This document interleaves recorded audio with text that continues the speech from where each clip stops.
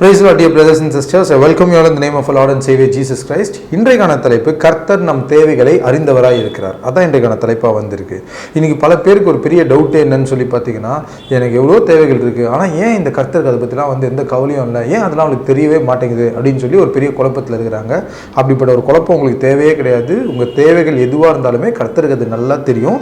இது குறித்து வேதத்திலேயே கூட சங்கீதம் 23 அதிகாரம் 2 வசனத்துடைய 2 பாகத்தில் தெளிவாக போடப்பட்டிருக்கு. Please turn to Psalms chapter 23 verse 2, second part of the verse. He leads me beside the still waters. அமர்ந்த தண்ணீர்கள் அண்டையில் என்னை கொண்டு போய் விடுகிறார். சங்கீதக்காரன் இதில் தெளிவாக சொல்கிறாரு, அவர் ஆடு போலவும் கர்த்தர் மேய்ப்பனை போலவும் தான் அவர் இதில் போர்ட்ரே பண்ணுறாரு.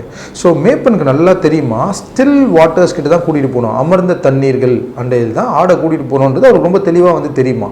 ஏன்னு சொல்லி கேட்டிங்கன்னா, ஆடு இந்த ஓடுற தண்ணீரில் தண்ணி குடிக்காதான், அமர்ந்த தண்ணீர், அதாவது தேங்கி நிற்கிற தண்ணீர் இருக்குங்களா, அதில் தான் ஆடு தண்ணி குடிக்குமா.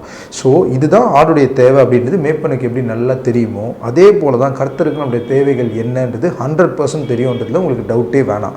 ஆனால் நீங்கள் கேட்கலாம், என்ன பிரதர், நான் இதுக்காக இவ்வளோ நாள் ஜெபம் பண்ணேன், இதுக்காக நான் இவ்வளோ வாரம் ஜெபம் பண்ணேன், இவ்வளோ மாதம் ஜெபம் பண்ணேன், இவ்வளோ வருஷம் ஜெபம் பண்ணேன், ஆனாலுமே எதுவுமே நடக்கலையே அப்படின்னு சொல்லி நீங்கள் என்கிட்ட கேட்குறீங்கன்னா, ஜபித்து ஒரு விஷயம் நடக்காமல் போகிறதுக்கு பல காரணங்கள் வந்திருக்கு.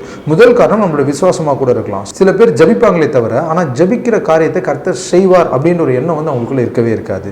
இன்னும் சில பேர் ஜபிச்சா கர்த்தர் செய்வார்ன்றது நம்புவாங்களே தவிர, எதை நம்புறாங்களோ அதை தான் பேசணும், அதை தான் அறிக்கையிடணுன்றது இருக்கவே இருக்காது. எல்லாம் என்ன பண்ணுவாங்கன்னா, ஒரு விஷயத்தை குறித்து ஜெபம் பண்ணுவாங்க, கர்த்தர் செய்வார்னு சொல்லுவாங்க, ஆனால் வாயை திறந்து பேசுறது பார்த்தீங்கன்னா, எங்கெங்க நான் இன்னும் கடன்லேயே இருக்கிறேன், கஷ்டத்திலே இருக்கிறேன், என் வாழ்க்கையில் எப்பவுமே போராட்டங்கள் இருந்துகிட்டே தான் இருக்குது அப்படின்னு சொல்லி ஜபிக்கிறது ஒன்று, விசுவாசிக்கிறது ஒன்று, பேசுறது ஒன்றா வந்திருக்கு. ஸோ இதெல்லாம் தான் நம்ம கைக்கு கர்த்தர் நம்மளுக்கு கொடுக்க இருக்கிற ஆசீர்வாதங்களுக்கும் அற்புதங்களுக்கும் தடையாக இருக்கிற ஒரு விஷயமா வந்திருக்கு. பட் எனிவேஸ், அதை பற்றின கவலை நம்மளுக்கு வேணாம். நம்ம முதல்ல புரிந்து கொள்ள வேண்டியது என்னன்னா, உங்களுடைய தேவைகள் எதுவாக இருந்தாலும் கர்த்தர் அதை அறிந்தவராக இருக்கிறாருன்ற ஒரு மனநிலை நம்மளுக்குள்ள முதல்ல வரணும்.